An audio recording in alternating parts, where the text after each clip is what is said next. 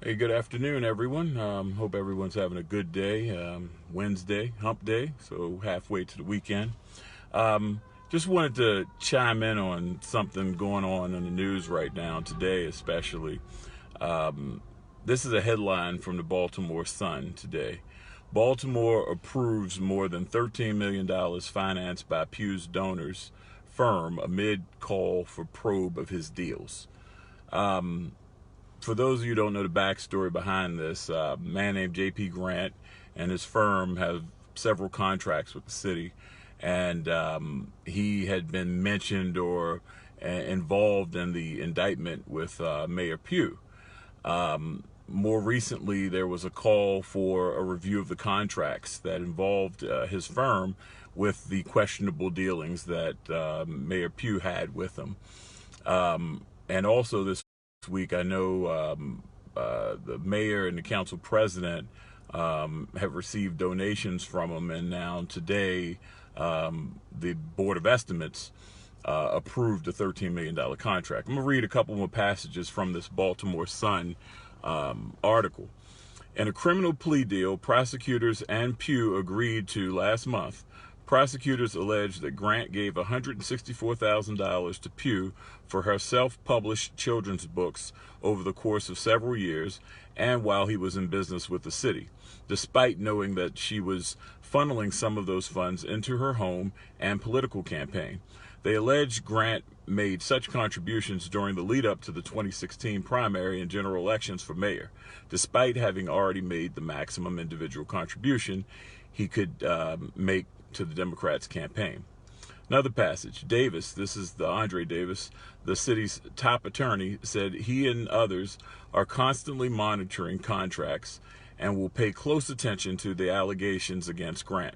Still, he said, I don't think the mayor or the council want to run the city business on the basis of allegations.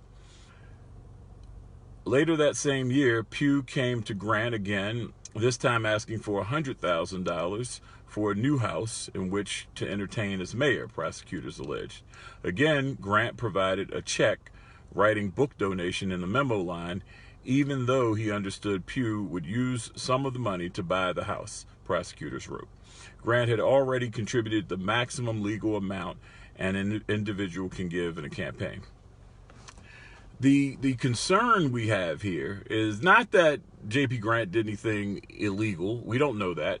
He hasn't been charged with anything, but we know that this is questionable. We do know that, and we know that this is something that we have to look at with a different level of scrutiny. We're in the midst of a corruption investigation involving the mayor of Baltimore, who had to resign earlier this year and has recently pled guilty to criminal activity and will be sentenced next year.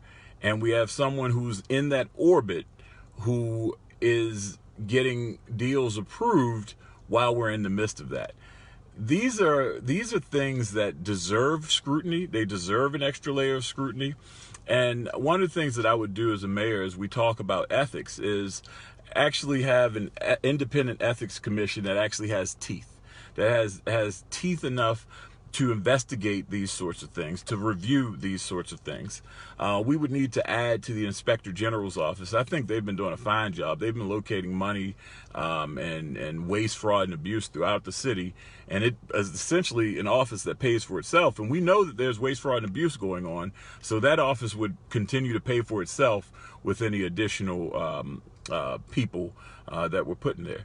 But then the transparency in politics is necessary.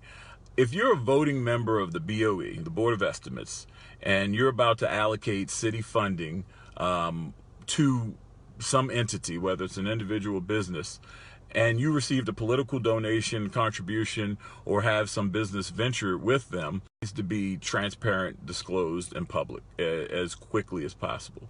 So these are serious times, and the only way we can get past what we've dealt with in the past is by doing things better.